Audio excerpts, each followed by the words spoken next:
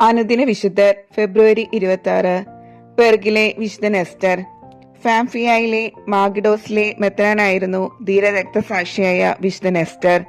ഡെസിയൂസിസ് ചക്രവർത്തിയുടെ കീഴിലുള്ള ക്രിസ്തുമത പീഡനത്തിനിടയ്ക്ക് തന്റെ ഭവനത്തിൽ പ്രാർത്ഥനയിൽ ഏർപ്പെട്ടിരിക്കുമ്പോൾ വിശുദ്ധൻ എസ്റ്ററിനെ ശത്രുക്കൾ ബന്ധസ്ഥനാക്കി. തന്നെ കാത്തിരിക്കുന്ന സഹനങ്ങളെക്കുറിച്ച് പരിശുദ്ധാത്മാവ് ദർശനത്തിലൂടെ വിശുദ്ധന് മുന്നറിയിപ്പ് നൽകി. ബലിക്കായി തയ്യാറാക്കി നിർത്തിയിരിക്കുന്ന ഒരു കുഞ്ഞാടിനെ വിശുദ്ധൻ തന്റെ ദർശനത്തിൽ കണ്ടു. മാഗിഡോസ് നഗരത്തിലെ ഭരണാധികാരി വിശുദ്ധനെ വിചാരണയ്ക്കായി പെർഗിലേക്ക് അയച്ചു. അവിടേക്കുള്ള മാർഗമധ്യേ പരിശുദ്ധാത്മാവ് വിശുദ്ധനെ ശക്തിപ്പെടുത്തുകയും സ്വർഗത്തിൽ നിന്നൊരു സ്വരം വിശുദ്ധൻ കേൾക്കുകയും ചെയ്തു.